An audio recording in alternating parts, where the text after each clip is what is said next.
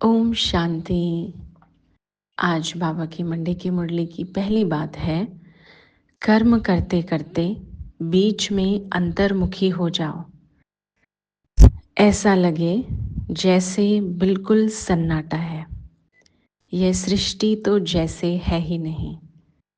इसका बाबा का कहने का भाव ये है, जैसे हम देखिए कई बार ना बहुत देर कंप्यूटर पर या फ़ोन पर काम करते करते जब हमारी आंखें थक जाती हैं या हमें ऐसा लगता है कि बहुत ड्राइनेस या ऐसा कुछ हो रहा है, तो यूजुअली क्या किया जाता है, कुछ सेकंड्स के लिए अपने आप को तसल्ली से बिठाते हुए हम आईज़ क्लोज करते हैं कुछ सेकंड्स के लिए।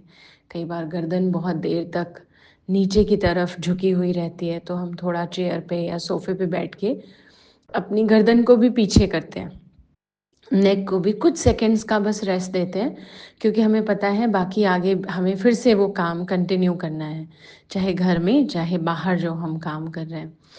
तो इसलिए आज बाबा ने बोला कि बीच बीच में ऐसा टाइम निकालो कि थोड़ी देर के लिए, और बहुत सुंदर अभ्यास है ये, मतलब ये मुरली पढ़ते हुए भी फील हो रहा था आज कि कितना अच्छा अनुभव है कि बीच में सिर्फ थोड़ा सा ही समय निकालना है और इंट्रोस्पेक्शन यानी अंतर्मुखता में चले जाना है, कि अपने आप को चेक करें बैठ के। और कैसे, कितना वंडरफुल है ना, बाबा ने कहा दुनिया है ही नहीं जैसे, कोई नहीं आसपास, ना मुझे कोई डिस्टरबेंस है, ना लाइफ में कोई टेंशन है, ना किसी की बातें हर्ट कर रही हैं, ना बिहेवियर, सब खत्म।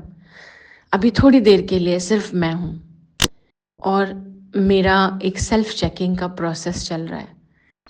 तो इस प्रैक्टिस को अगर हम करते हैं, वैसे ये भी एक योग है और बहुत सुंदर योग है कि हम अपने आप की परफेक्ट स्टेज को बनाने के लिए थोड़ी देर के लिए खो गए, इस दुनिया से लॉस्ट हो गए। तो ये एक बहुत अच्छा बाबा ने अभ्यास बताया। दूसरी बात जो आज बाबा ने बोली है कि बहुत स्थिर रहना है माया की इस लड़ाई में।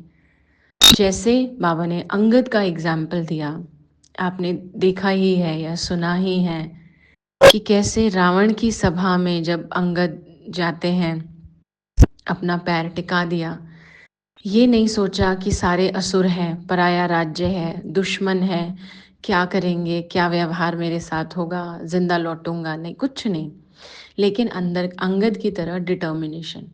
तो ऐसे ही इस पूरी दुनिया में सारे अपनी वैल्यूज़ के अगेंस्ट जा सकते हैं, सब प्यार मोहब्बत छोड़ के अग्रेशन और सब कुछ कर सकते हैं, लेकिन मुझे स्थिर रहना है। क्यों?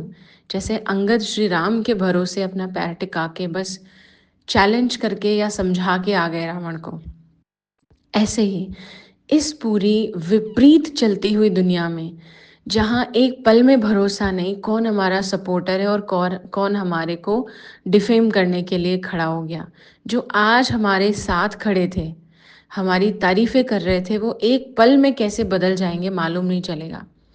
और एक बात और है, जिसके लिए हमने बहुत कुछ किया, उसी की गारंटी नहीं होगी रिश्ते की।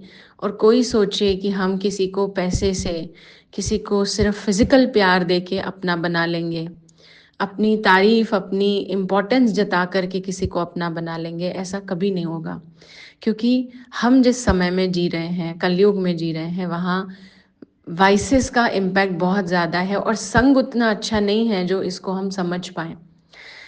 तो इसलिए आज बाबा ने ये बात समझाई है कि अंगद किसके सहारे जैसे था, राम जी के सहारे था ना, तो ऐसे हमें भी वो जो जगत से निर्लेप निराकार रूप राम परमात्मा है, जिसको हम प्यार से शिव बाबा कहते हैं, सिर्फ उनके सहारे, ऐसा नहीं है दुनिया से डिस्कनेक्ट होना है, बट उनके सहारे इस दुनिया में अपना पाँव टिकाए रखना है, कैसे ना कैसे करके अपने आप को मोटिवेटेड रखना है। खुद नहीं हो पा रहे हैं तो भगवान को बोलें, वो हमें शक्ति भरेंगे। बाबा की ये बात आज ध्यान रखने की है। ओम शांति।